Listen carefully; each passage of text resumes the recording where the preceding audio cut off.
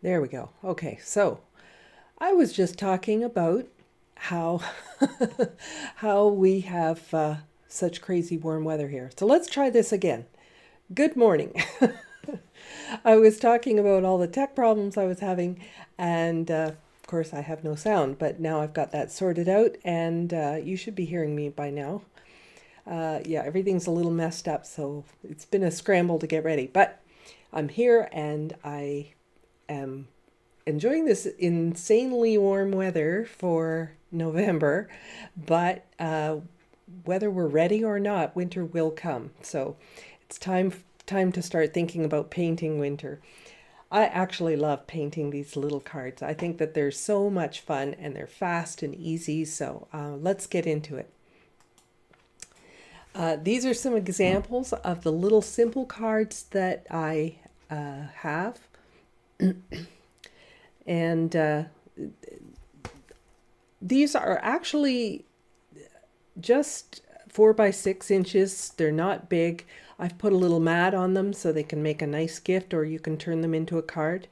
Most of my cards I paint on my regular watercolor paper. I don't use the watercolor cards just because I'm a little spoiled and I like my regular paper, so that's what I'm going to use.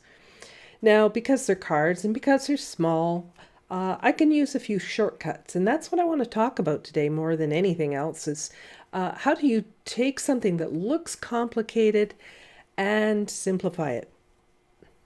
So anyway, there's some of the examples, pardon me, and I can show you some of the reference images that I used to create some of these. I think that was the same one, yes.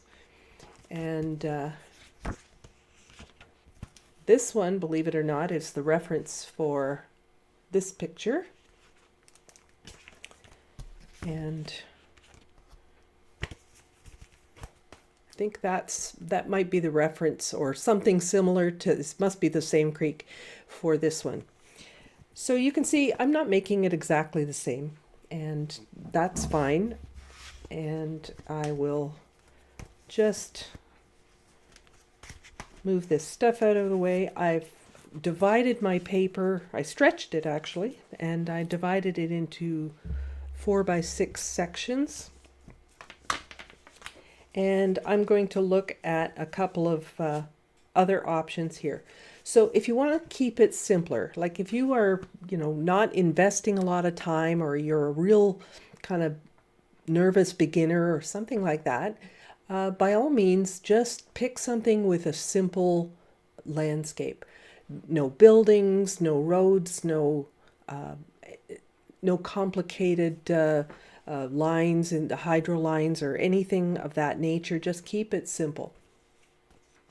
So choosing something simple, first off, basic shapes. Like that's basically a square, right? We can do a square. That's not too difficult. This one, although it shows snow-covered trees really nicely, it's not a very good composition because the trees look great, but it's kind of just like, okay, it makes this big arrow. I would probably put something in that or change that up, or simply use this picture as a reference for how to paint snow-covered trees. By the way, I'm going to do a demo on snow-covered trees coming up soon. That is another request that I've had and seems timely for the upcoming season. So one of the other things I like looking at, I guess I should skimmed over that one pretty quick, but one of the things I love looking for is when we have bright light and it gives you these really strong blue, clear to see shadows. Those can make your painting experience a lot more fun. If you have an overcast day like this, you can see how everything looks kind of flat, and it's not a lot of color available, right? Not a lot of contrast or color. So find those sunny days. I find that the ideal time for taking these reference pictures is exactly right after a snowstorm when the sun comes out. Is usually for me the perfect time. I'm like get the coat on, grab the camera, and out you go. And I'm collecting reference pictures. Now, if you don't have a nice sunny day for taking your winter pictures, think about an interesting sky. There's another option for you. Right? The scenery is not that interesting, but boy, you could do some really cool stuff with that sky. All right, so let's find one to start with here. How about the very first one here? We'll do a road. So I want to talk about this one because this one involves perspective, a lot of perspective. And here's the big mistake a lot of people make is that, they think a road is like this, right? The shape where my hand is here. So they'll do the road this wide. But look at this photograph. It's halfway down the side here. That's where it goes off the page. And on the other side, it goes off the page here. Now, there is actually a curve in the road there, but still, this is that's a crazy large area for the foreground. And it basically disappears to that little point right there. The road is gone at this point. And you see where we're entering the road here, look where my finger is, and then look where the road ends. It's not much higher. We always want to make it way higher because we want to feel that it's long. But that's not what makes it feel long. What makes it feel long is the reducing size of everything. So not how far up the road is, but how far all the other objects are reducing. Okay, so let's do a very simple drawing here. I'm going to look at about halfway here. The bottom part of that road ends down here, and the vanishing point is, somewhere there. So this road comes straight down and curves right off the side, and then this side, it just goes up on the slightest angle. So we've got all this space is road. Hopefully you can see that. Let me zoom in a little bit, and then I think you'll see a little bit better. Oh, too much. Okay. So this part of the road goes in, and this part curves. All right, I'm generally trying to keep my pencil lines fairly light because being snow and everything, it could show. Now, when I was talking about things like really reducing, take this snowbank here, for example. It's a lumpy, bumpy snowbank, but it is going to get very, very tiny pretty quickly. All right, so that feels like the road is diminishing. This one too, we've got snowbank here, and it's pretty large as it gets closer to us. So we've got that. Now we've got the tree line, and I'm not going to paint in individual trees, or I'm not going to draw them in rather, but I'm just going to look at the general shape here. And then there's a couple of trees that are in the foreground. There's also a couple of hydro line or power lines there. I'm going to leave those off, I think, but I do like this tree in the foreground. So I'm going to put this one right here. And then the rest of the snow I can paint in here like this, or I can draw in, I should say, not paint in, but draw in. And that's my simple drawing. I'm not going to really draw a whole lot other than that. So how can I simplify this, all these trees and everything? First, I need to mix up a green, a good dark green. So I'm going to do that. Yellow, I'm going to use, I'll bring this over because my other camera's not functioning. But I've got Aureolin, and I'll use some Payne's Gray, and that combination will give me a really dark green. The more Payne's Gray I put in, the more dark it's going to get. So just so I have a variety, I'm going to put the Payne's Gray off to the side here. And have a little bit of a range of green there. I'm also going to need some sky. So for my sky, I'm going to use a little cerulean, which is a little too turquoise looking. So I'm going to mix that with some cobalt. Okay, nice wet puddle. And I'm going to start there. Basically, in my painting, I'm going to be doing everything from here up.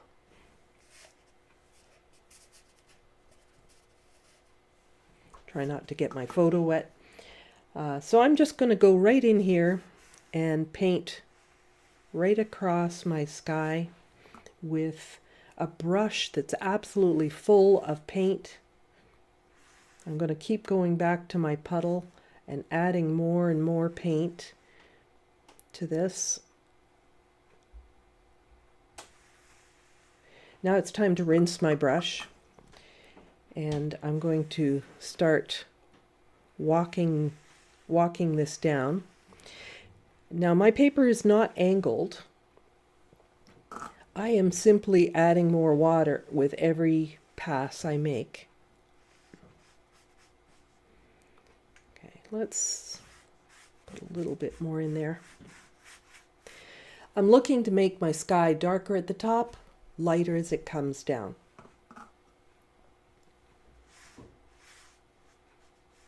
Okay, sky is done. I'm going to dry that.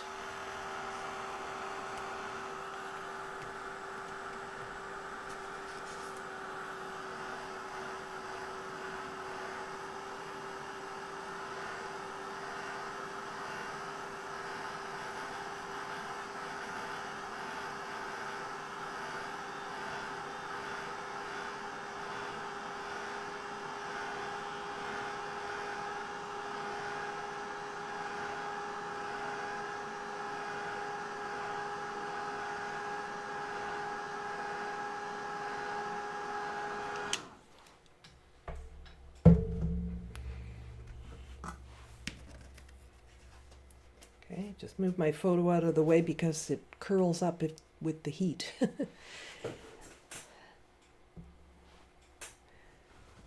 All right, so I want to do my trees now. And I'm not sure I have quite enough paint mixed up. I'm just going to mix up a little bit more, but the same thing. Aureolin plus Payne's Gray. All right, so I'm going to go in really dark here. And I am going to avoid the snowbanks, of course.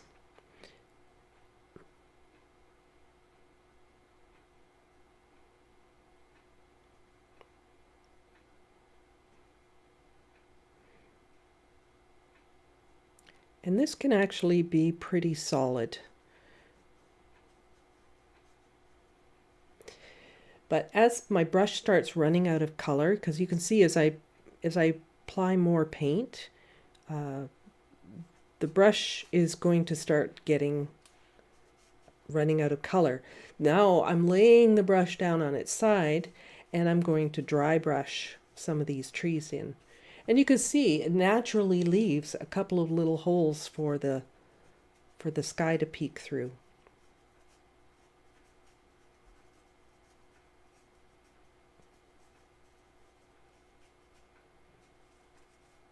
Love that. All right, I want to get a little bit more dark in there, so I'm going to pop in just some, while it's wet, I'm going to put in some more of the Payne's Gray or the darker green.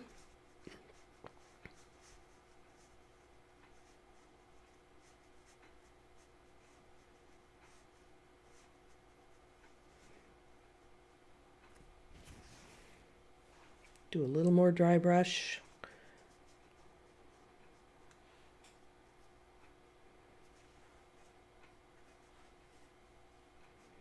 Dry brush is something you'll want to practice for doing your greenery because it could really make your life easier.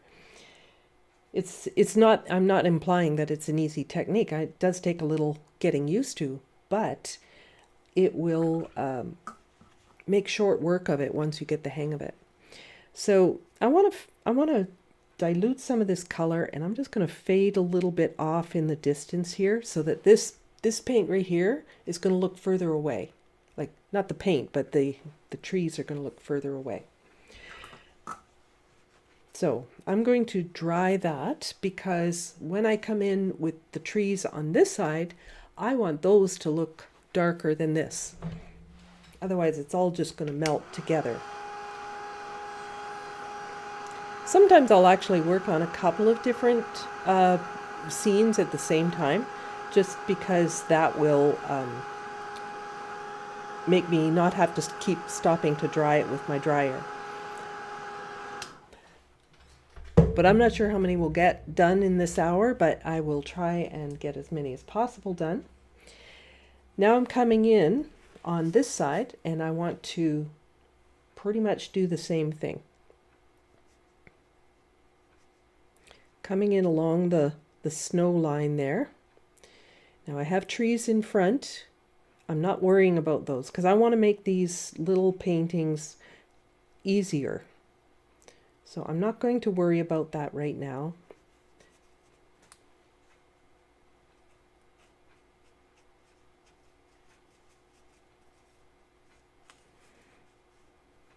Okay, and I'm trying to get the shape of the tree. So if it's got these little branches that come up, that's the direction of my brush. All right, so I'm coming in. I think a little bit of burnt sienna would be a nice addition right here.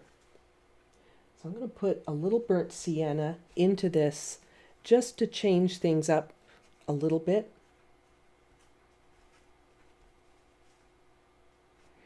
But we're right off the top here now.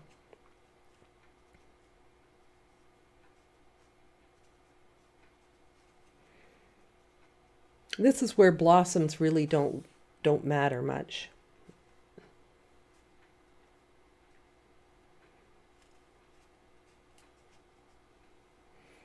Coming in with just a little bit more of the dark, or the Payne's gray, into some of these areas. I want some really good contrast because that's going to make the snow look really, really sparkling white.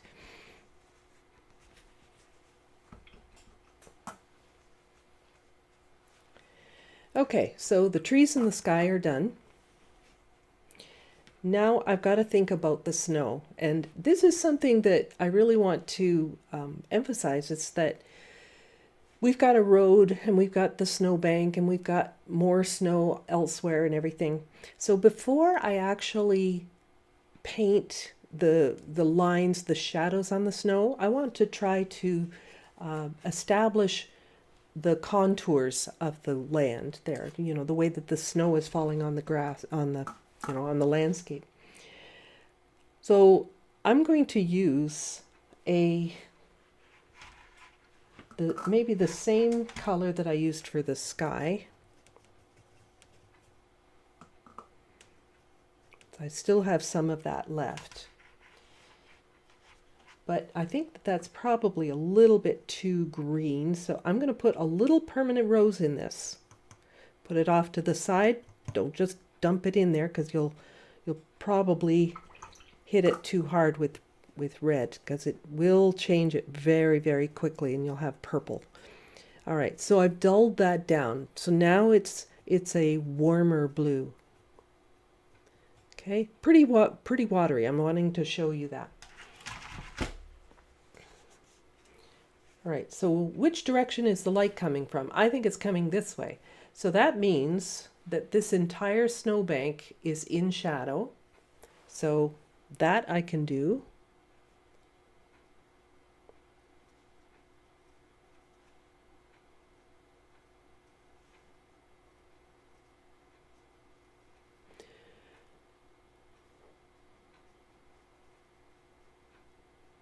Not leaving any white paper there, because that will look funny. It will look like it's in the sun somehow. And There we go. All right. This is going to sound weird, but the top of this snowbank actually has a little shadow on the edge. It looks like it's on the top at the moment, but it's actually the far side of the snowbank. So here, for example, you see sort of the other side of the snowbank.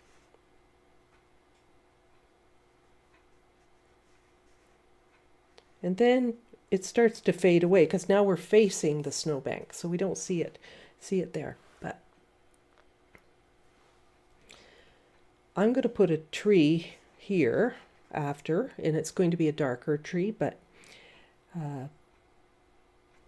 we're not seeing too much of the shadow side. So I think I can just come in now and make a deeper color for the actual shadows. So I'm going to go cobalt blue, some permanent rose,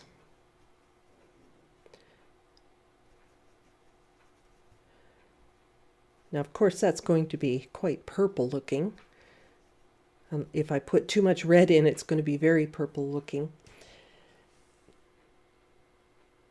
I could choose to do either very bright shadows, or I could dull this down a little bit.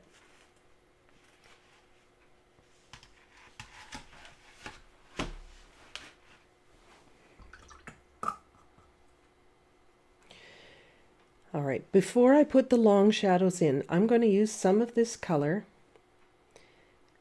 pretty faint, like watery, and I want to create the feeling of the lumps of snow here. So I'm going to paint a lot of this, leaving a lot of little gaps in there. I'm not going to follow it exactly, of course, but I'm going to leave some gaps in there because the gaps are going to feel like lumps of snow.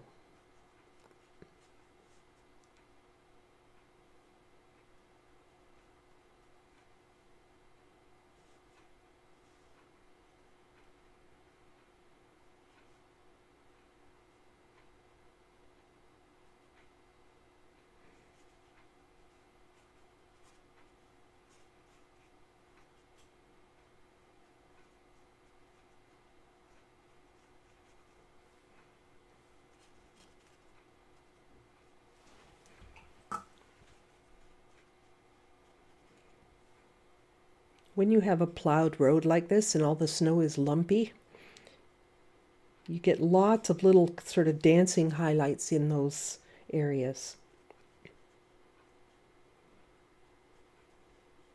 Now it looks a little odd at the moment, but hang in there, it'll come together. I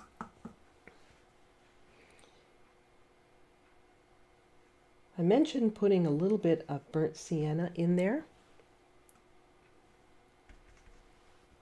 before, so I'm going to put a little bit up here, just very faint, and I'm going to incorporate a little bit of that burnt sienna down in here too. You know how the snow gets a little dirty next to the road? But there's also some warmth reflecting here. Do I deliberately use the same color throughout the painting, for example, in your sky and your shadow? Yeah, that is a deliberate thing that I'm doing. Just to show that question. I do, because I like continuity. I feel that if you put the same color throughout your painting or use the same few pigments, a limited palette kind of thing, that you will get more flow in your painting, more continuity. All right, just soften some of this.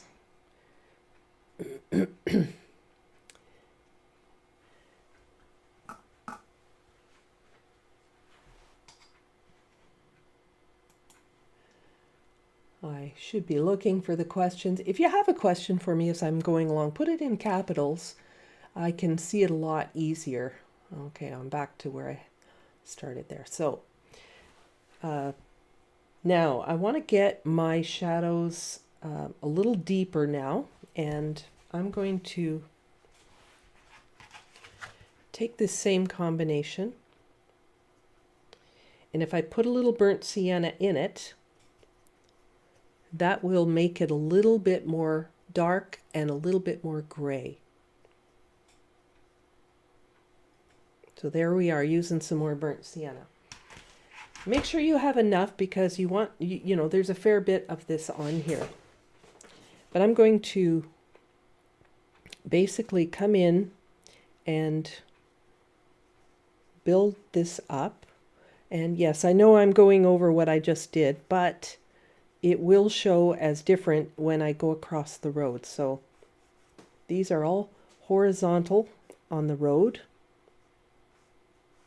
All these trees being with the long shadows. So you see that there is a difference between the road and the snowbank. Now this is going to go up the snowbank, and boy, you don't even have to go straight. It can be wobbly and wiggly because it's a lumpy snowbank. After that, it gets smooth again. And if it's on a little bit of a hill, well, the shadows are going to follow that hill. So they're always going to follow the contour of the land.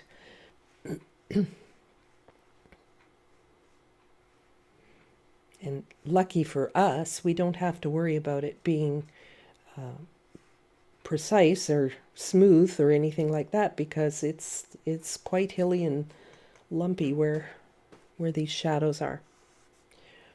All right, I'm filling up my brush more because that was way too dry.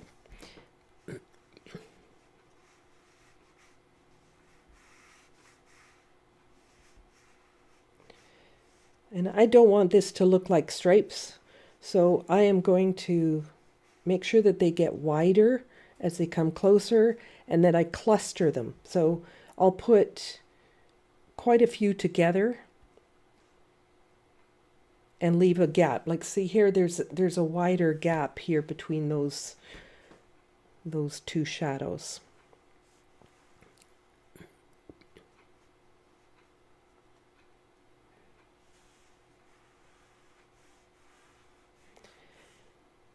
And I was talking about, you know, the sizes reducing there.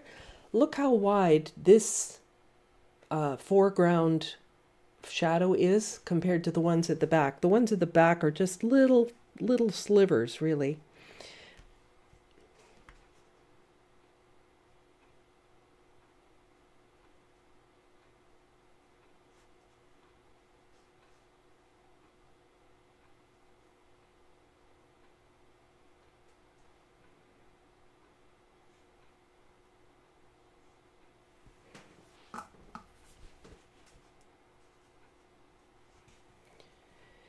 And then these will continue up the hill as well,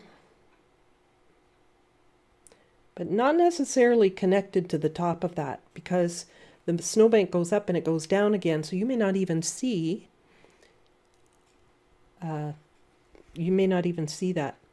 The reference photo is on the screen, and I haven't uploaded it, but I probably could if I upload it to my Facebook page, so I can add that into my comments. And look at the hill going up here, how I've had to curve that shadow. To me, I love that kind of following the contour of the land type of thing that happens in winter. All right, so we've got some more that are coming down that slope.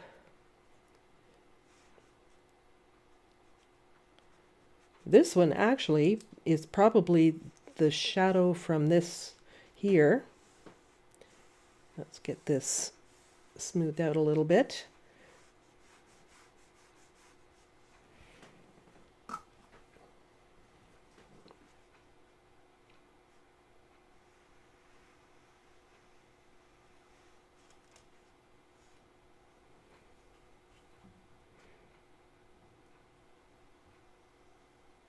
As it follows the contour of the road.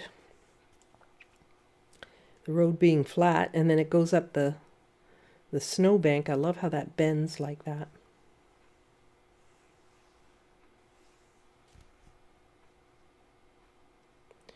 All right, I'm going to use some of this dark to help emphasize the lumps of snow a bit more.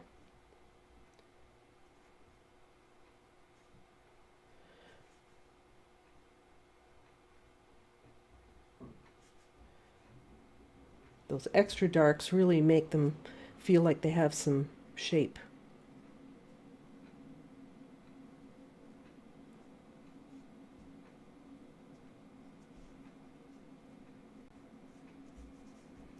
And then this part here gets a little dark again. All right, so we could almost leave it like that, but I want to put this tree in here too. So I'm going to make a real good dark using burnt sienna and Payne's gray. Will give me a really good dark, like a chocolatey, dark chocolate kind of color. I don't want to make it too brown. So most of the time trees are pretty almost gray. All right, so I'm going to come in here with a couple of trees. They're usually, when they're growing naturally, like not from a nursery, they will usually be kind of clustered together. So I'm going to put this grouping here.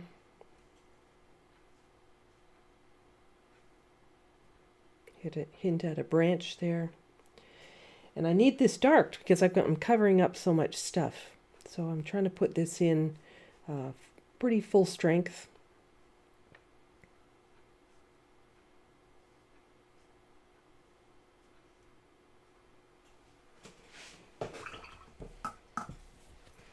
It looks a little odd at the moment, but I'm just going to take a small brush.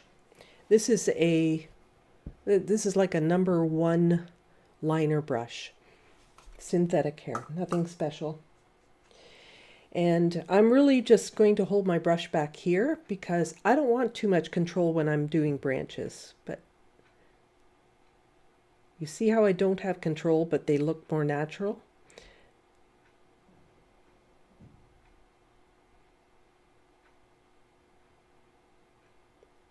My advice is don't stop trying to control everything. Branches and trees are a little too organic for that. I just went into the wrong color. Here we go.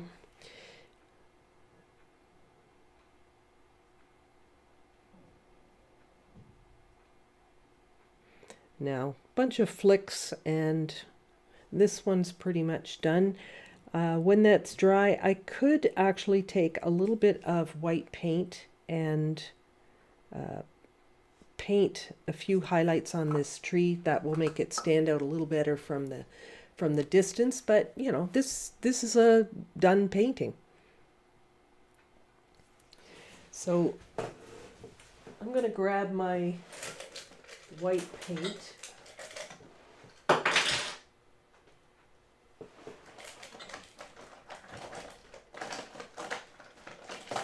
Here we go. So I'll be using this very soon. I have to wait until things are dry. So let's talk about another one. We'll come back and revisit that. But very, very simple shapes, simple trees, and so on. Simple shadows, all connected. That's the one thing I wanted to also mention, is that the shadows are all connected, that they're not overlapping. They just are almost painted as one unit. Okay, so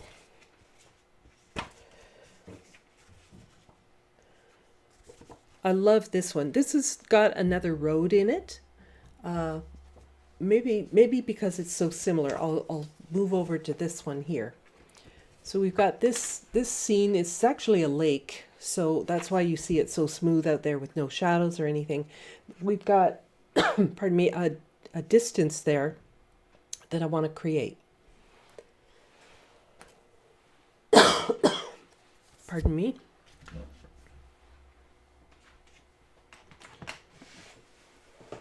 right, I'm going to move my workspace over a little bit here so you can see this a bit better. Okay.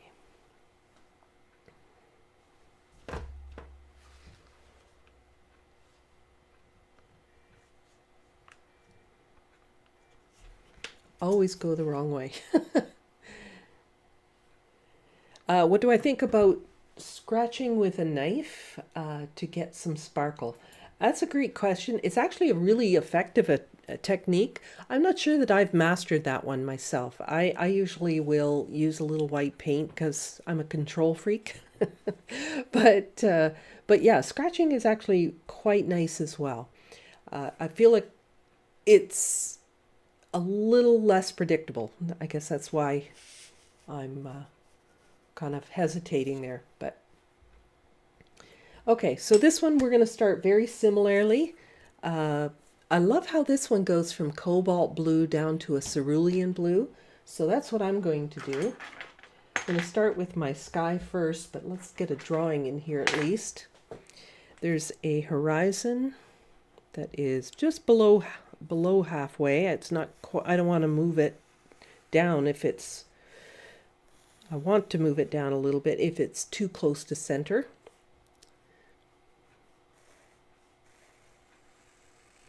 And the shore in the foreground. And we've got a tree, and we're pretty close to this tree, so it goes right off the page. Right, so there's a couple of trees here, and that's my drawing, 4 lines. That's it. Very, very simple. Keep the drawing simple, you'll keep the painting simple. So starting with clean water. No, pardon me, I'm going to start with my 2 puddles. Get my paint ready first. So I'm going to start with cobalt. And then a really thin down cerulean blue. Because the cerulean blue is coming closer to the horizon. I want that to be a little bit more, like I want more of the white paper showing through, so I have to dilute that color.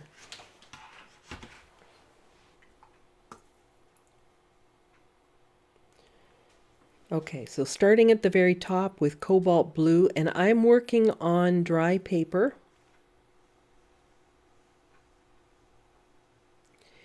Which I will almost always do in these small cards just because I don't want to have to repeat a wash, which when I wet the paper I tend to always have to do because the wetness of the paper, if I've wet it first, always thins down my paint way too much.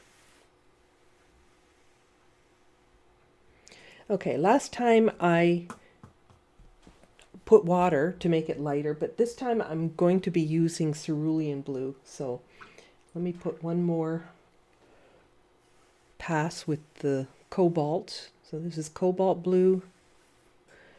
Switching now to cerulean blue. And there is a little difference there, right? And now the cerulean blue, the last pass before I get to the horizon line here, is just going to be water. So that even the cerulean blue starts to fade.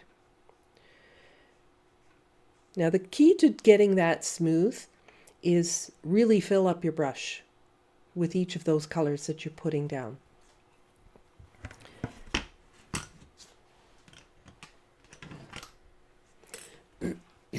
Okay. I don't like how that dips, so I'm going to run my brush through there for just a moment.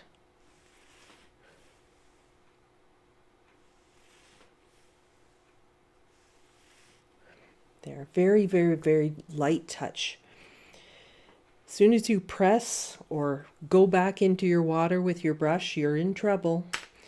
So I didn't go back into my water to do that, but I like that transition. That's what I was after here.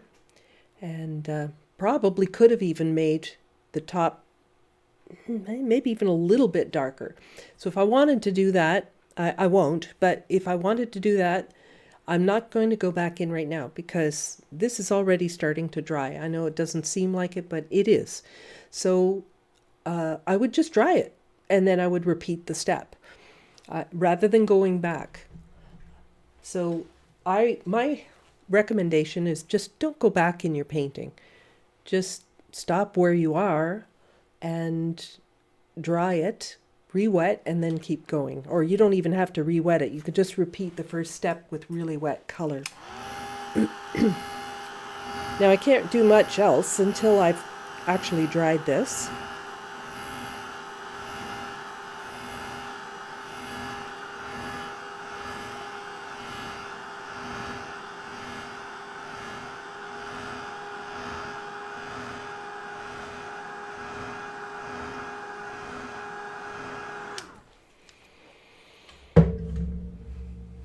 Now I'm looking at this foreground. And this foreground is very almost fuzzy because the trees are further away, so the shadows aren't as crisp. Even though it's a bright sunny day, the trees are further away. You can see if you hold your hand far away from the table, if you've got a light overhead, and you hold it high from the surface of your table, you'll have a very soft shadow. And the closer you get, the crisper the shadow gets. You can see the outline of my fingers now, but here you can't. So you'll see that as the trees are further away, they're not going to be as crisp. Before I do that, I think I'm just going to get this distant shore put in here. And there's actually a really far hill, and then there's a few trees in front, a few dark trees in front. Hopefully you can see that. But I'm going to now work on dry again because I need to make sure that I'm keeping this crisp at the top. And I'm going to use my smaller brush. This is a number 6, round. And I'm going to go in with something fairly diluted because I want it to feel like it's far away. Just like I did here. You know, I diluted my color and it made it feel far away. It's a lot of sort of bare trees, of course, and therefore, you're seeing kind of the wood color. So it's a little bit combination of that burnt sienna. So I could even take the color that I used for the trees here, maybe put a little more burnt sienna in it. Thin it down. And I'm going to use some of that green that I used previously too for the trees in the front. So it's very efficient when you're doing snow scenes because very often you get similar colors. So it goes from, you can tell that this part of the land is closer because the hillside is higher.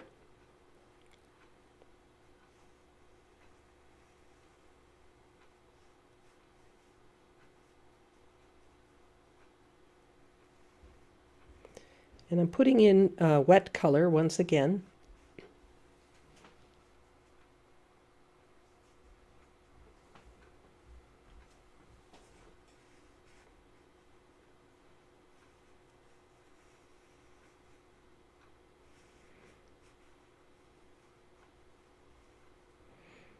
So you can see comparatively this is very, high, and then this is quite small.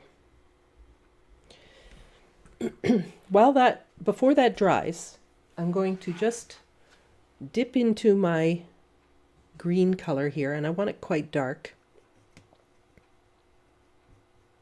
But I don't want too much in my brush. So I'm just going to take a little bit out and this is such an easy way to make trees. I'm just going to touch in a couple of trees here.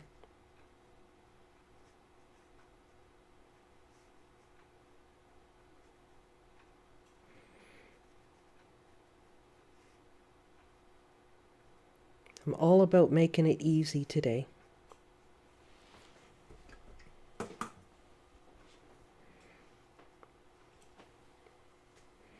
This was getting a little bit drier, so I'm just going to come in and wet this a little bit more. I'm going to be careful not to touch that just because I don't want to smear it. So I'm just tickling in around it. There, and that will soften that.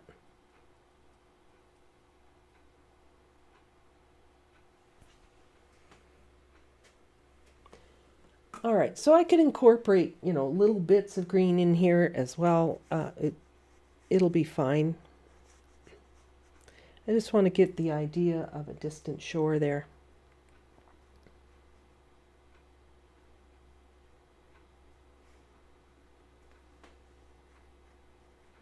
These ones we won't see because of the trees in front, but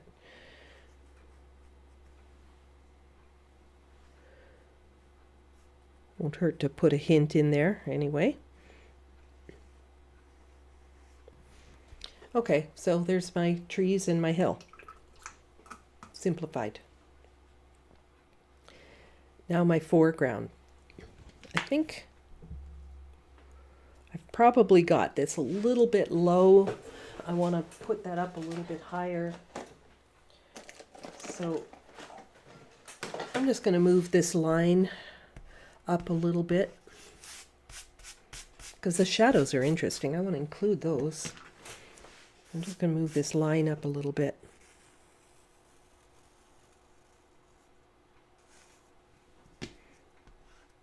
Have to be careful I don't brush the crumbs into the paint that I've already done. Okay, so that'll do.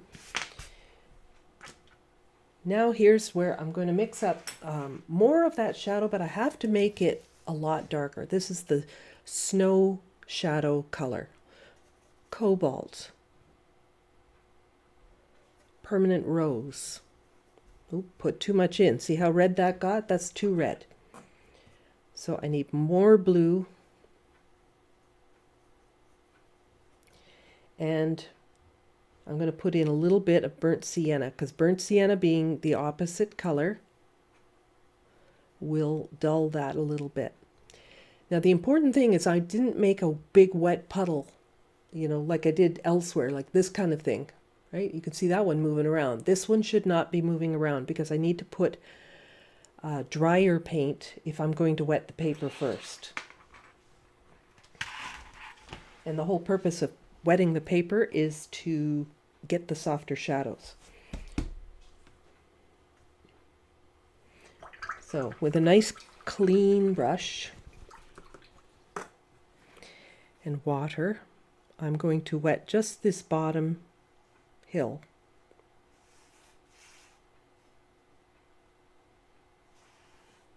Now if I rush right in there with that color, I'm not going to have very much control. So I'm just going to let a little bit of that seep into the paper. And with a much drier brush, let's get that clean, blot it off. I'll go into this color here, and I'm not loading the brush the same as I am when I'm wetting a whole piece of paper or a whole section. I'm going to pick up a little bit of color. I'll have to go back to my palette a few times, but I don't want to have a lot of wet color. I'm really looking at the perspective here. So we've got these angles that come towards the lake, but look at here, we've got a kind of a shadow that's going this way as well.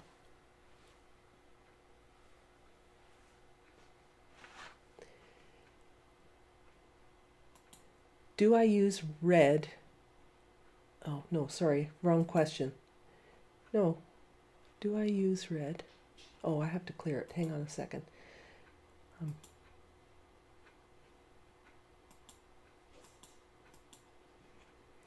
Oh, tech problems here.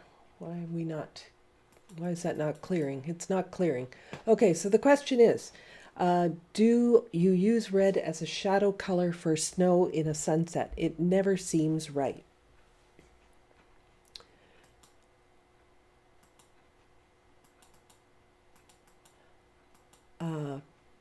I might use elements of red, but not pure red for my shadows. All right, so I'm losing the shine.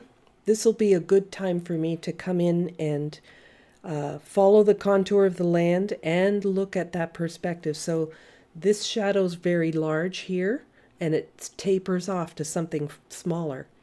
So it's coming from this angle.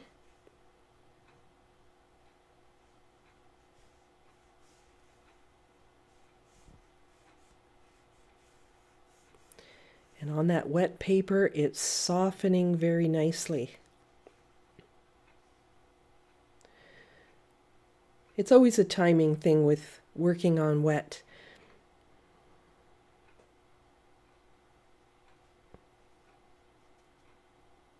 Takes a little getting used to.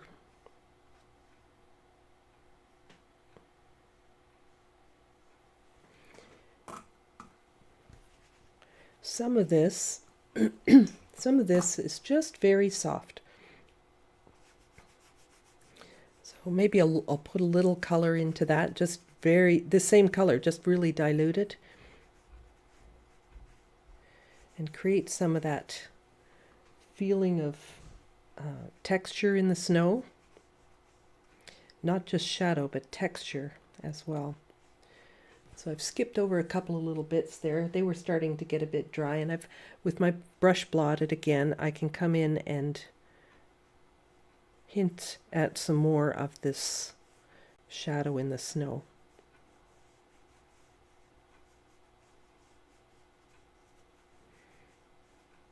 They're very erratic shadows because it's on a hill and it's treetops and things like that. It's one of the things I love about painting snow scenes. It's simple in the fact that it's all one color, basically, mostly. Not always, but mostly one color in the snow, and it works out quite nicely.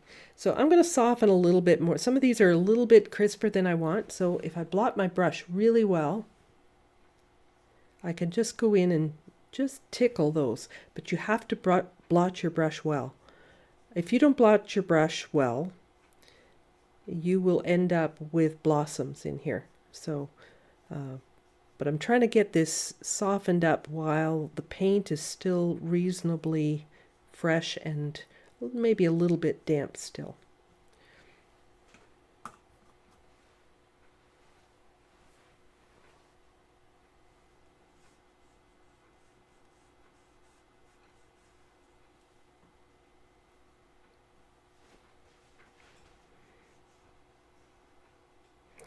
Everything dries lighter on wet paper, so I'm coming in to reinforce a few things.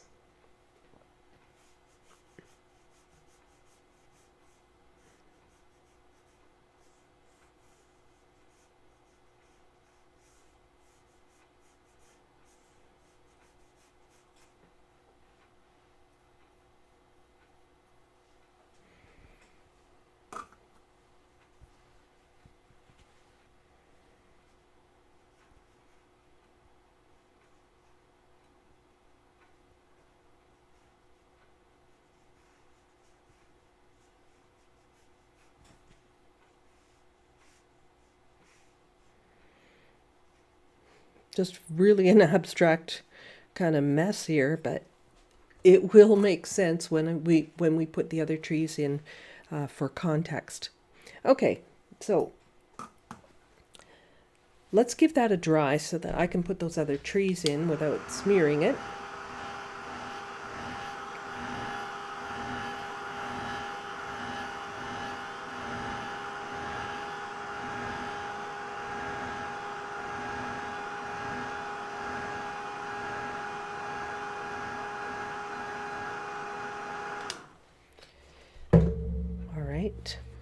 Hope that's not too loud. I've got that pretty close to the mic. But now I'm coming in with my darks. Now, because it almost appears that these are really dark, I'm going to make sure my green is extra dark. So I'm going to put more Payne's Gray into it. That is like a black green kind of color. And before I paint my tree trunks in there, I'm going to do my foliage. Maybe I can move this over to this side and as we do these trees. All right, so I'm going to blot my brush and use a dry brush technique for this. So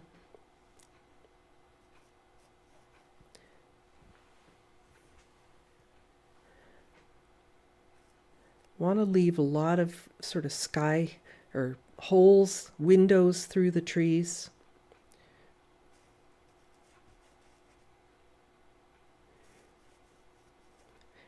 And I'm looking to see sort of where the trees clustered and that sort of thing.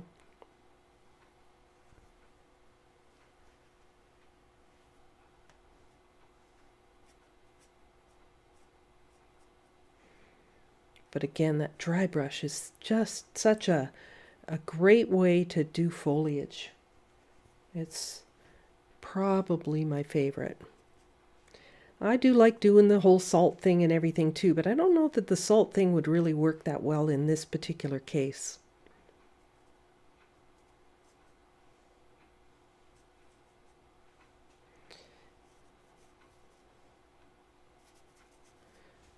All right, so there's a few little clusters of foliage down in here.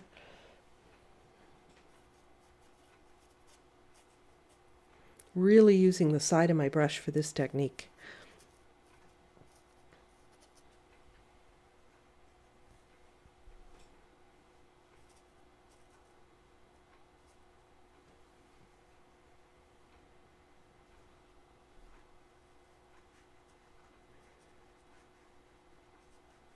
Really want to make sure it's good and dark.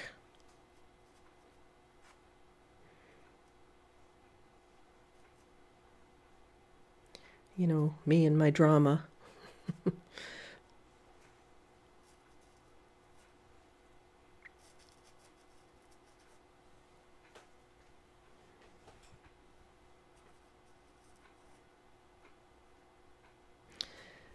Where this hill is here, that's where I want to make sure I've got a clean edge there, like a smooth, the snow is smooth, so therefore that bottom edge needs to have some smoothness.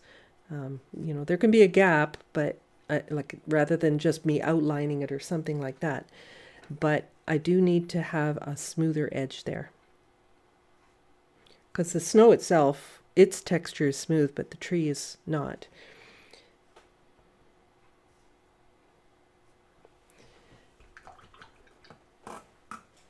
Those tree trunks are about as black as they could be. So I'm going to use just straight Payne's Gray here for these trees.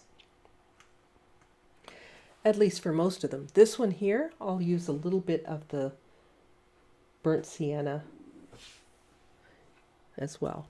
So as I do these trees, and I get to any of the darks, I may have to stop once in a while where I hit the green, because then it'll look like those branches are in front.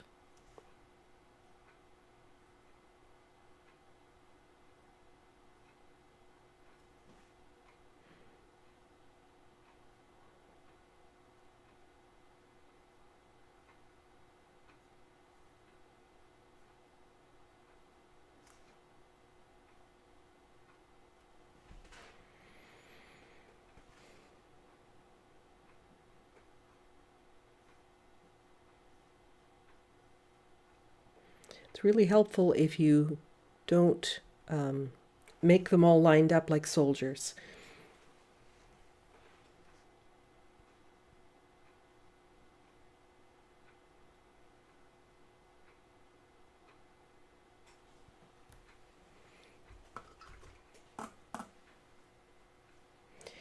And this one, I'm going to start with a little bit of,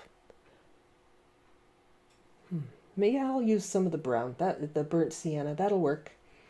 So if I start this tree with brown,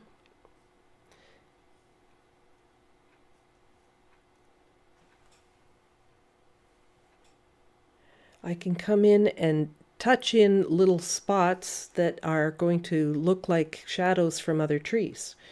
And I just do that while it's still wet.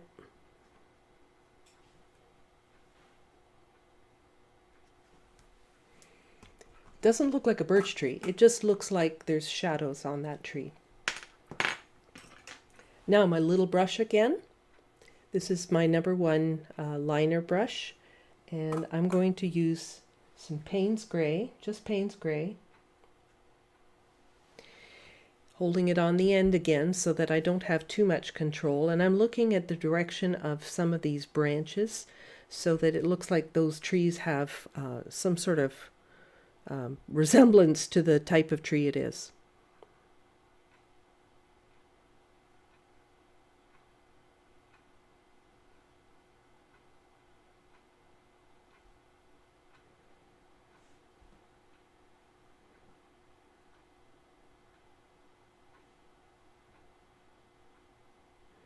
Might have a little curl up on the end of the branch, and that's going to indicate that type of tree.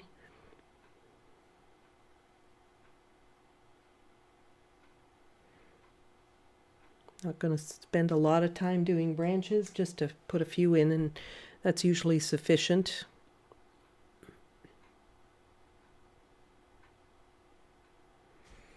And then of course I need some for this this naked tree here in the front, the deciduous tree. Maybe it is a birch. Kind of looks like it might be. So I'm going to put the main branches in first, you know, these big ones. And then I will, as my brush runs out of paint, that's when I'll think about doing some of the smaller ones.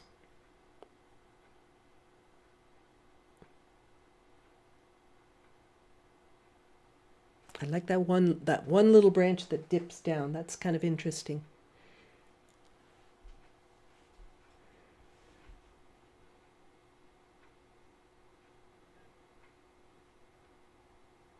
Yeah, it's actually easier when you hold it on the end. If you choke on it, they look a little bit too forced. What color green am I using? I'm a mix. I used Areolin and Payne's Gray is what I mixed. All right, so my brush is getting drier. I could even thin my color. If you can't paint a thin line, I always advise just dilute your color, because that will give the appearance of being a lighter, like a finer line.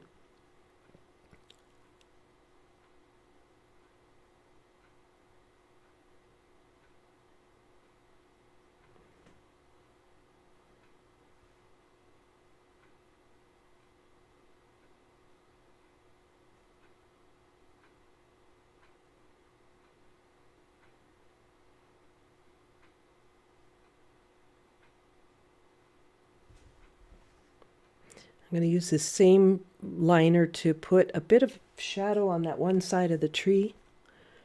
It does look like it has a little bit more on the right.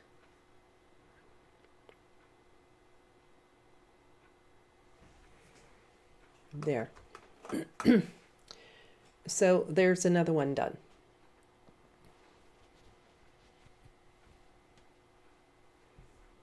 Cheryl says you may also be able to draw nice branches using a twig. Yeah, I suppose that could work. All right. What do we do next?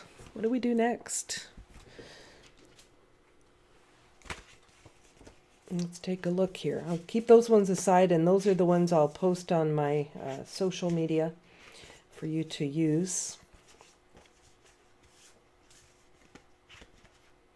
I want to show maybe a different technique. So maybe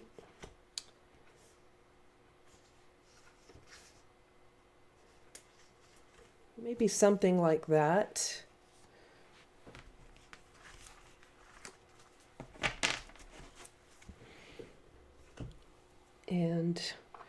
And I'll often do this. I'll have a whole session and I'll just paint a whole lot of these all at the same time. And I kind of get into a roll and just paint for hours. I kind of get into it after a while. But let's get my drawing in here. This is not that high up the page. This is always what I'm going to suggest to you in terms of getting your perspective right, is this is not very far up the page. It's maybe about there. This comes almost straight down, just a little bit to the left. This one comes almost to the corner. Now I wouldn't bring it right to the corner, but it comes almost to the corner. So you can see how exaggerated the perspective is here. Look how exaggerated that is. Having trouble with straight lines today. Not that I wanted that straight. I think I need a drink.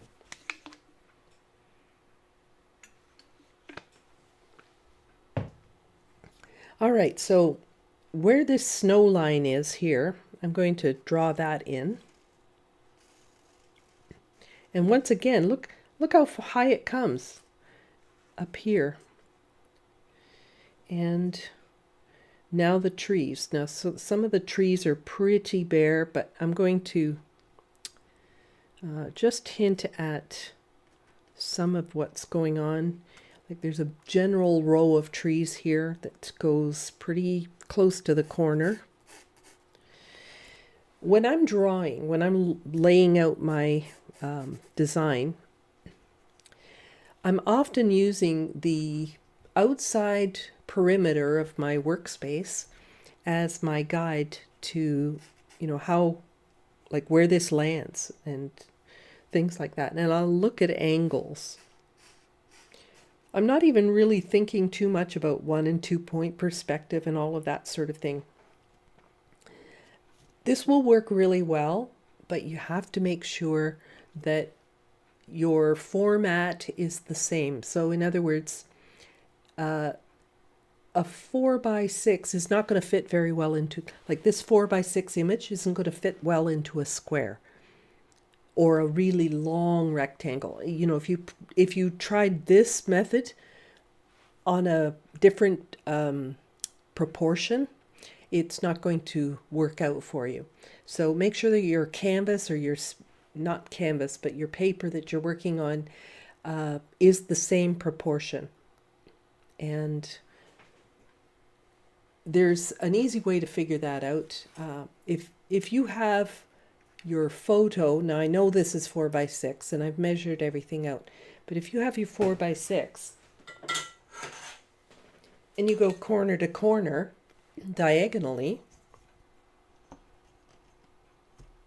anything else on that has a corner here, from here along here, would be the right proportion, right? So if I came up to here and went straight across, that would be the corner, and then I know I could come straight down.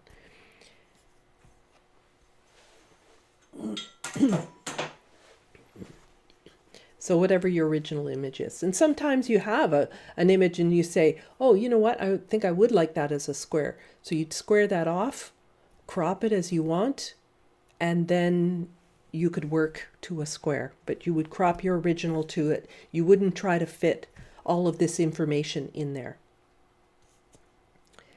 Okay, so this doesn't look like much of a drawing here, but this is, it's got kind of a main tree right here, so I'm going to put that one in there. And just going to hint at some of the trees. Now, I don't want to draw too much there because these trees have a lot of sky showing through, and I'll just end up with a lot of pencil lines. So this is a really vivid blue in this one. So I'm going to have to go pretty full strength with my blue on this one. Cobalt blue, and I'm going to fade once again to that cerulean blue.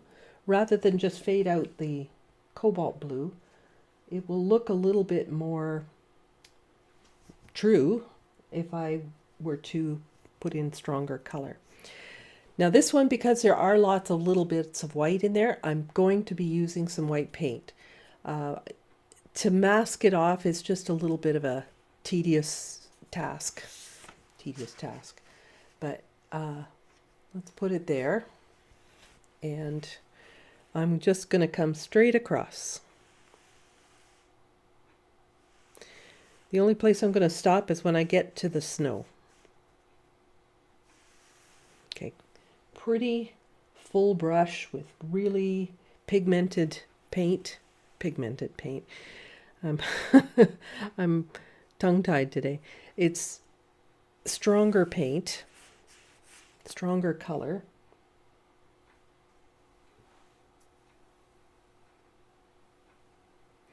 And every pass should overlap the previous one. Just trying to keep the edge straight here.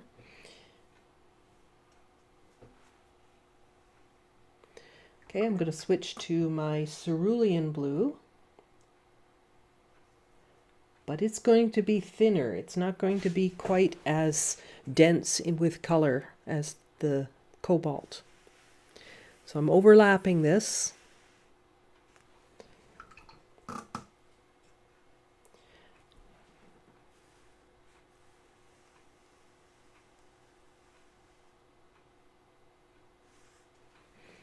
And every pass gets a little lighter. So now I'm rinsing my brush, and I think I'll just paint clean water there. Okay, I don't want to come down any further because I've got a lot of snow going up the hill.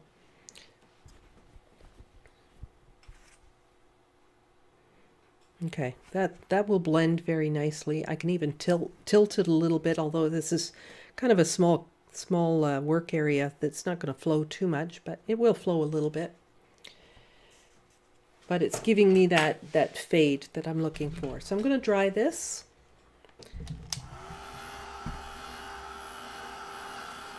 That's a good strong color. That's probably the strongest sky color that we've used so far.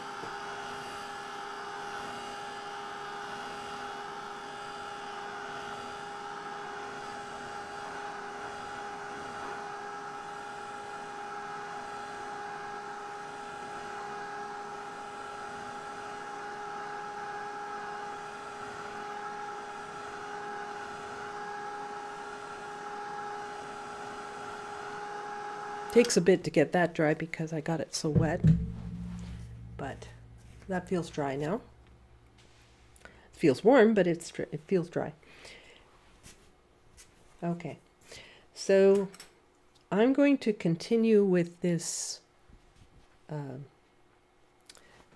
larger brush here. That's the one I just used for the wash, but I'm going to make sure I get all the blue out of it. And I'm going to go back to my burnt sienna.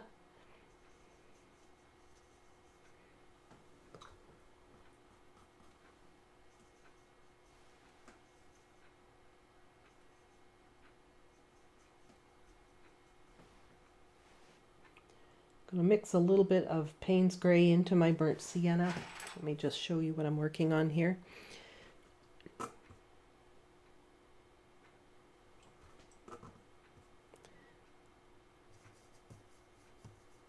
Okay, so that's giving me a brown. And one thing I have to draw in here is the other side of the snow, which goes off to the side of the page. You might think it would be here, but actually, when I look at this, it's actually the side of the page that runs off of. So all of this little shape right here, that's actually all snow.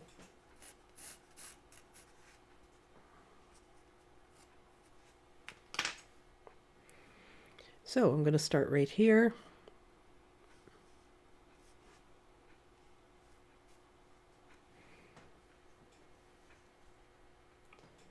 And put my paint a little bit thicker, just because that looks a little too watery.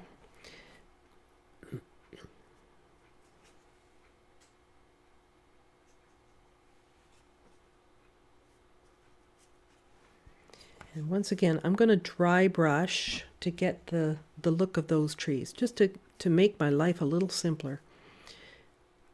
And it's just getting, like, I'm running out of paint now, and it's just getting to the perfect dry brush consistency. If I use the side of my brush. Even this tree has a little bit of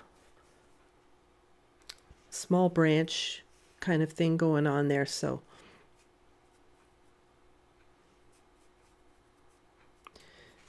dry brush a little bit in there.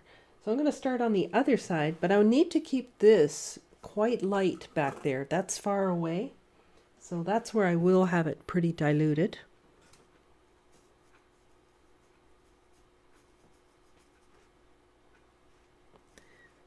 And I'm going to start right up into these trees as well.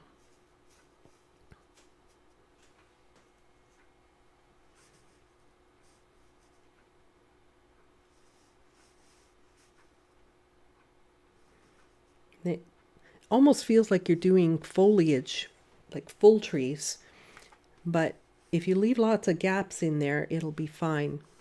These are the ones that are further back, and just get that dry brush going here. If I can get it to work here, just get a little too much in my brush. There we go.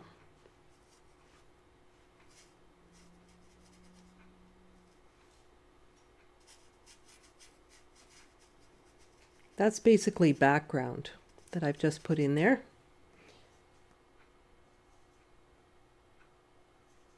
If you find that you put it on and you need more dry brush, I would let that dry first. Then you can layer up your dry brushing.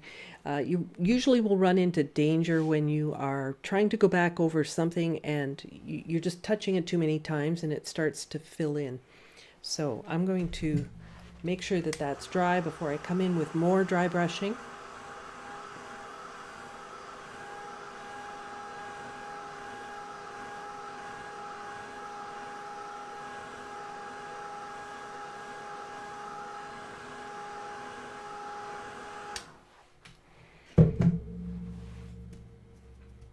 Let that cool down a bit. And you can see where the dry brushing is going to be really helpful through this area here, where we have a lot of stuff in the foreground. So with my brush like I'm got it just about as horizontal to the paper as I can get it. I think I'll even use it overhand, like my hand on top of the brush, so that I can keep it level.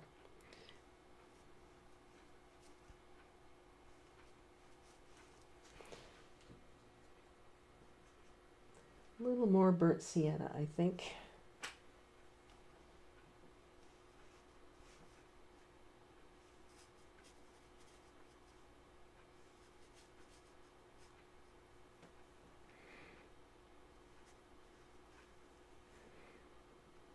Trying to keep a straight edge there.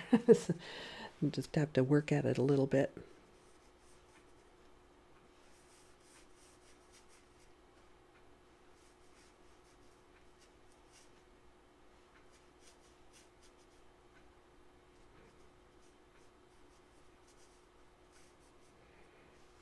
It's all about the simplification.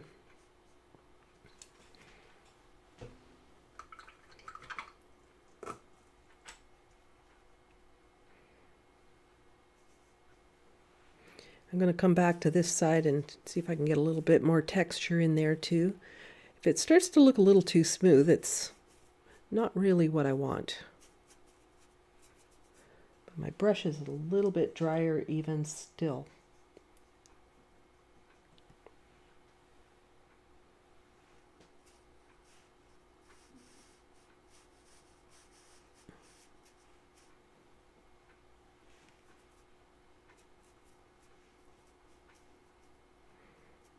Okay, I'm gonna have to let that dry because it's filling in, you see?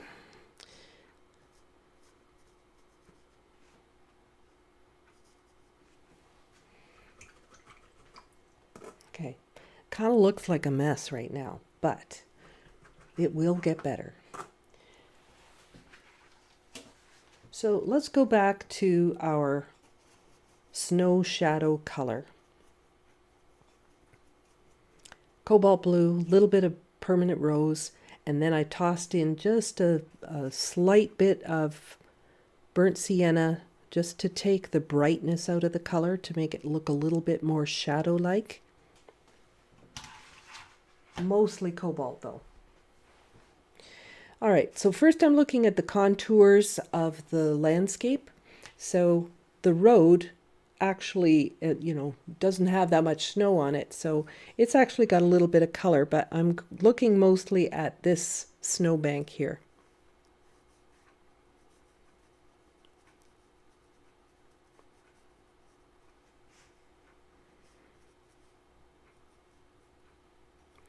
And that shadow gets pretty wide as it comes closer to us.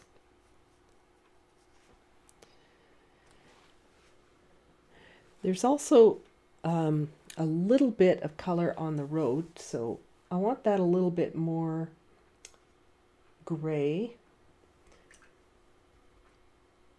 But before I do that, I'm going to come over here to this side, and I want to put some wet color down here, the shadow color.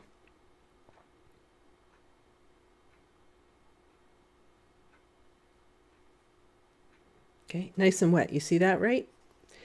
So if I get that nice and wet, what I can do is rinse my brush and get that to blend really nicely. And that will help it feel like it's a little bit rounded, that we're seeing more shadow there. I like it so much, I'm going to do some more.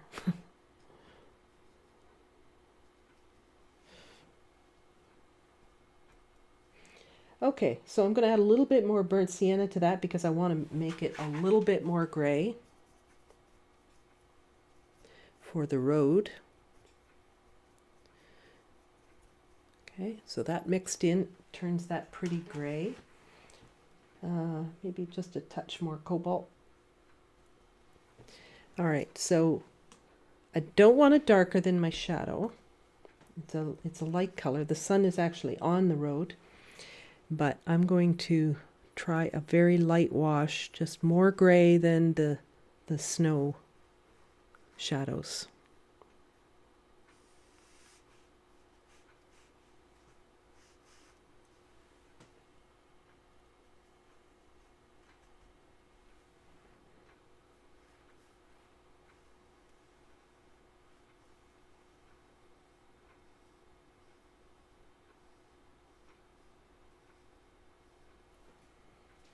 All right, I'm going to dry that.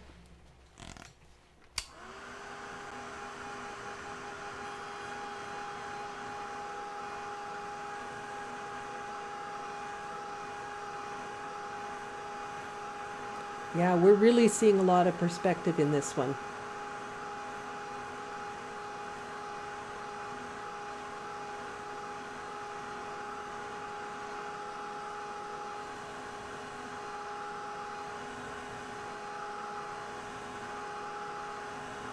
So before the snow goes on, the contour of the land comes first.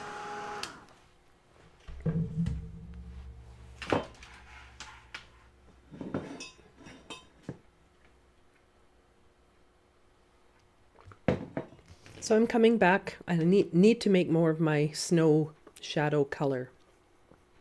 Cobalt blue, permanent rose, only a little.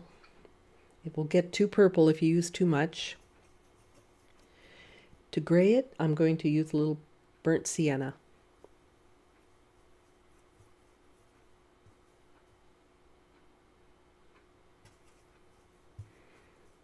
Put it to the side and then stir it in as needed. All right.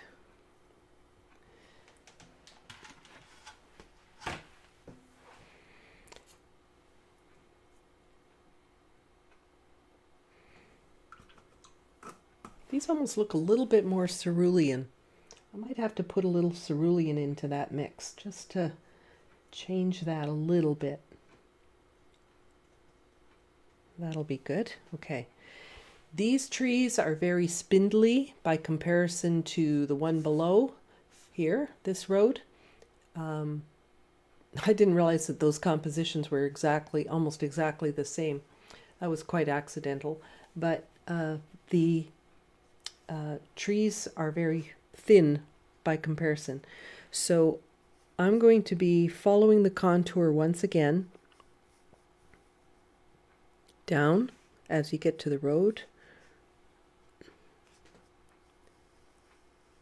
Straight across, and then really up a slope here.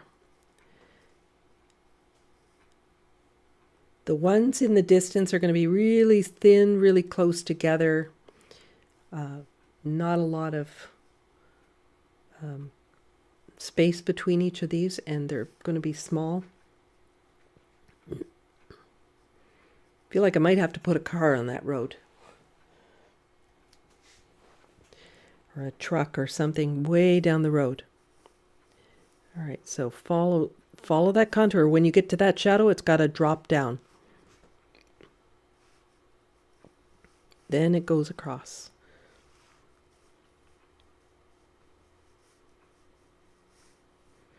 You could even use your smaller liner brush for that type of thing.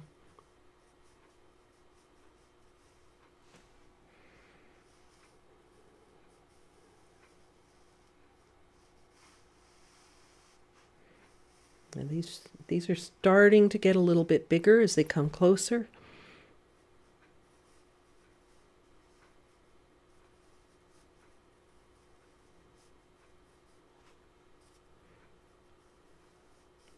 Just going to slip in a couple more small ones way off in the distance. Now the foreground, they're going to really start getting big fast. By comparison, okay? Not as big as these ones down here, but larger by comparison.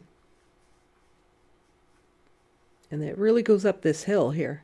It's quite a mound of snow there.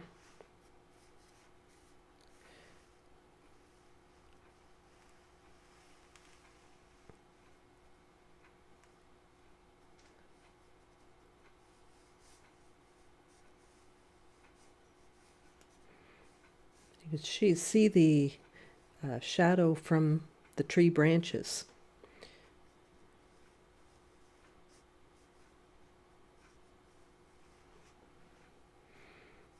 And again, if it's a little awkward because it's such a big brush, just switch to your smaller one. Or get your, I wouldn't get the liner out for this, but I would switch to a smaller size perhaps.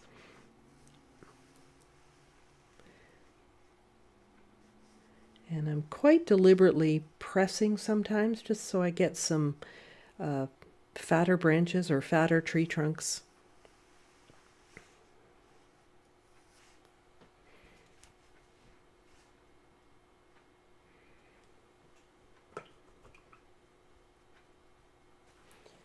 All right, so keeping it simple, I'm going to put in tree trunks, burnt sienna, Payne's gray. I can also make a nice brown with burnt sienna and any blue, but I need it dark, so Payne's gray just gets me there faster. Because Payne's gray has a lot of blue in it, but it's a good dark. All right, so I'm mixing up my puddle with my bigger brush, but I'm going to use a smaller brush for actually painting these.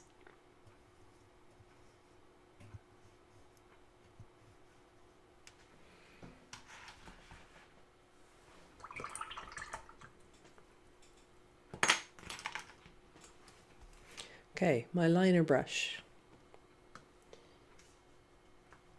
And you know what to do. You're going to use your brush handle at the end. You're going to hold it at the end.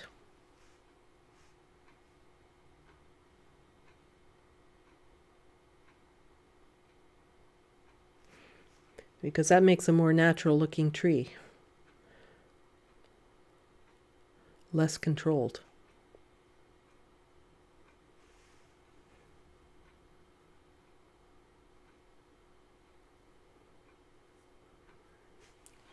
And it's a lot of just little lines and things.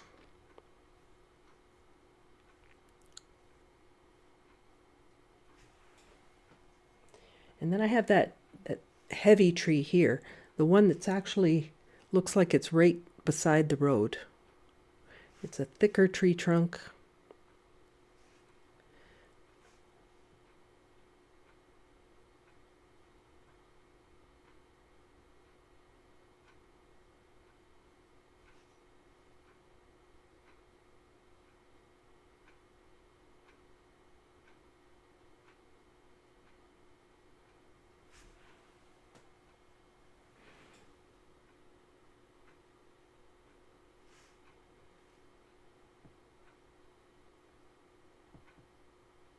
I'm also making that one just a little darker so that I have kind of the star of the show kind of thing.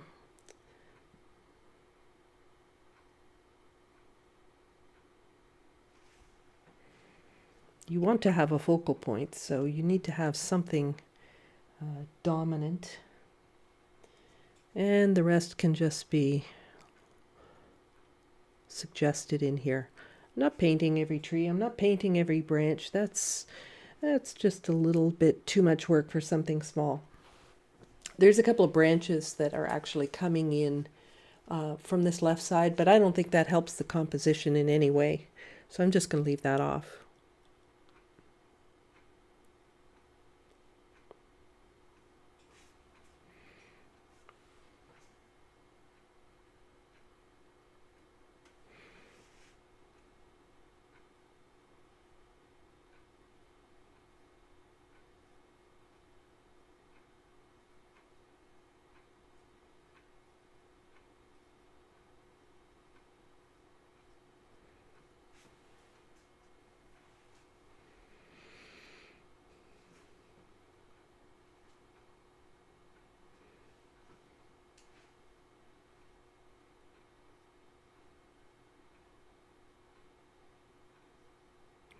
Okay, just loosely putting these in.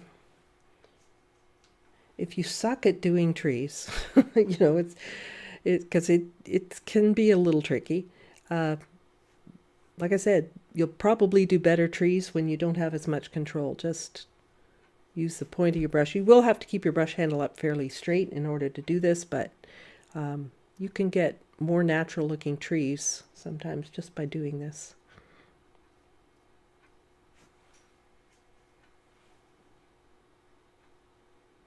More painterly looking trees, shall we say.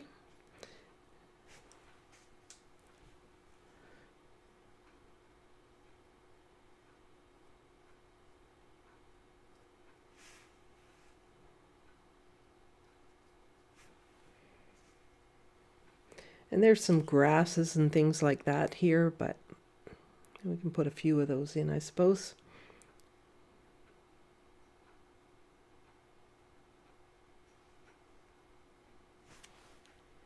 Speaking of grasses, there were a few in this one that I wanted to put in. I'm going to put those in now.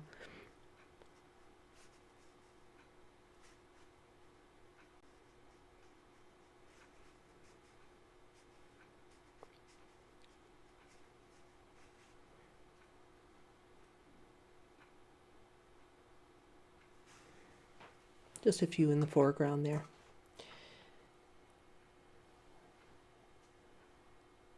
All right, so you should really be able to feel that fade off into the distance.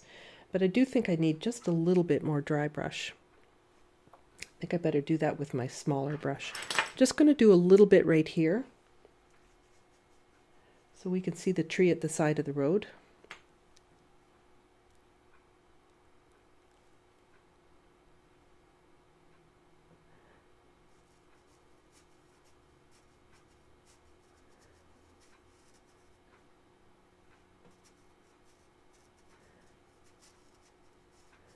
So the dry brush can actually be enhanced a little bit after the trees are even in there.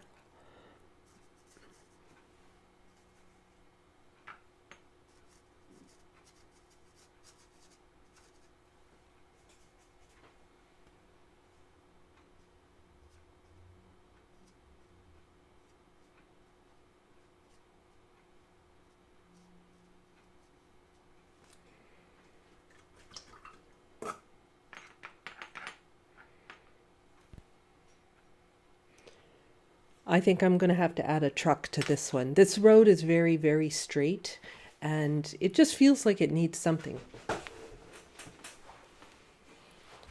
It just compositionally, it looks a little bit vacant.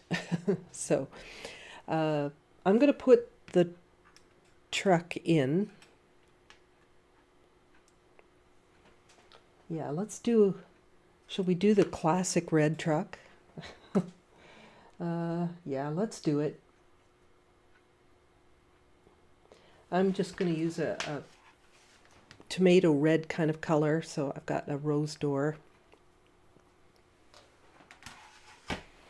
And my truck is as simple as this, okay? I'm all about simplification today. It is a box.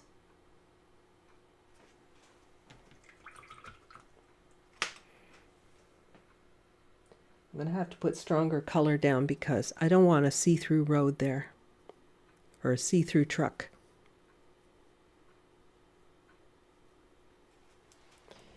So a cad red would probably work really well there. All right, let's try that.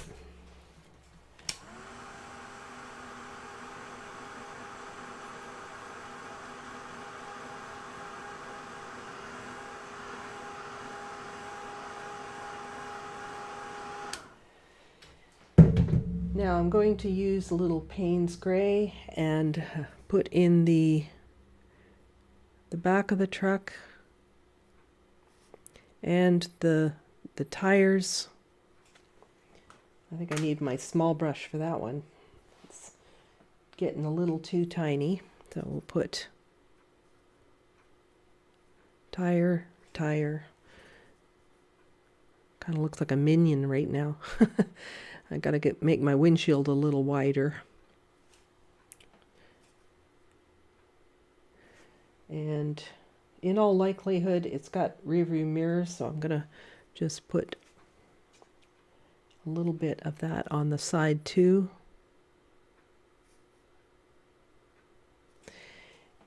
And I'm going to take my shadow color, because that's got to go under the truck. There we go. So there's a shadow from the truck. It's not a great looking truck, but hey, it gives it some context. Now I'm going to take some of that white paint, and I'm going to do a little bit of enhancing. And I'd love to do my fourth one, but I think I'm going to have to wrap it up with just three demos today.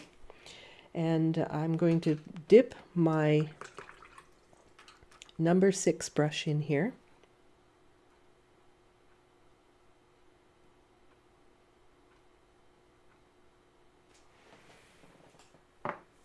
Okay, so I've got white paint on here. I'm going to wipe it off on some paper towel, just a blot to make sure it's not too wet. Where can I test this? How about here on these bushes? Okay, so not bad. I want to get a dry brush effect, but with the white. That's going to make these trees look like they're snow covered.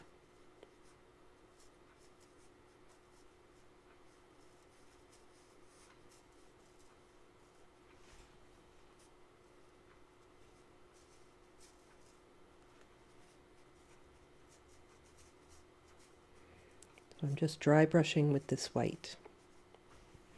Let's get my picture back here.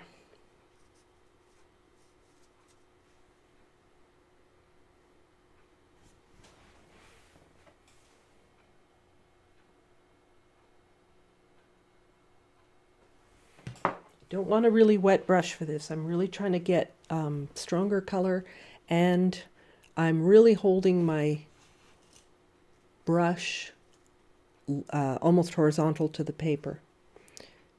So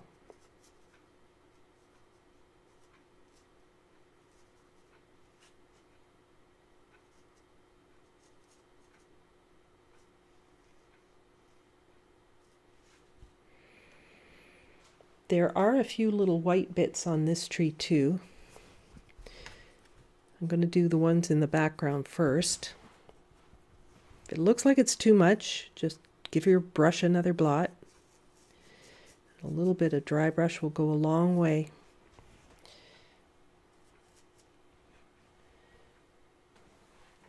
So I'm going to take my liner brush again and get into my white. And just on this tree here, I want to do a little bit of highlight. You know, maybe a little hint of some snow on branches. So I'm going to let it skip over top, just barely touching the tree.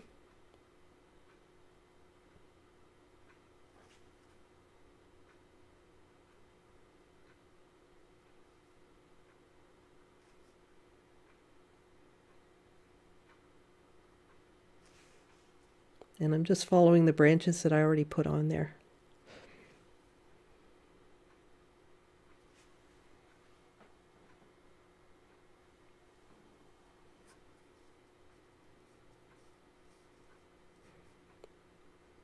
Doesn't show up much down here because the sky is so light, but it will show up really well in that deep blue sky at the top.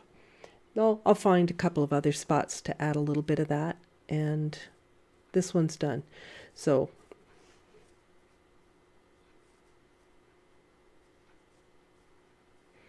if you see any strong branches somewhere, you can enhance them with a bit of this. All right, so that looks like fresh snow. You get the sense of the sun coming across the road, all that sort of thing. And I wanted to do the same sort of thing on this tree right here in the foreground. Our number 1 painting. And I'll dip into that. And let's hold it back. Well, I do actually want to have a little bit more control here, but I have to use the lightest touch ever.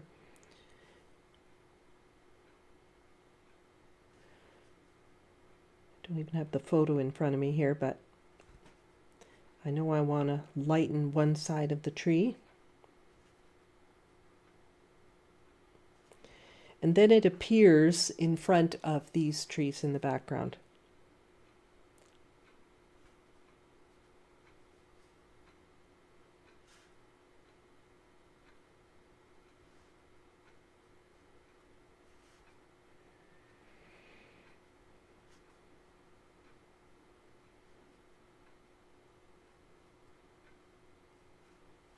All right, so that little bit on there just shows the light, and I'm not going to fuss too much with that. I don't usually use a lot of white, but certainly when I'm working small, it makes sense, right?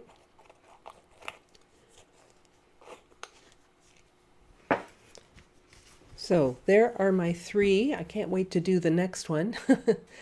But, you know, always think, you know, if your painting looks like, it's okay, but it's a little too plain, you know, just put in a teeny tiny figure or something. You can even hint at a little cabin or something. Whatever the case may be. You could just hint at something. You don't have to be an expert at painting people or anything like that, but you could suggest it. So I guess that's going to wrap it up for today. I'm going to come back to say goodbye, which I hardly ever do. And thank you so much for joining, and I can't wait to do some more of these. I hope you have fun with these, and we'll see you again next week. Bye for now.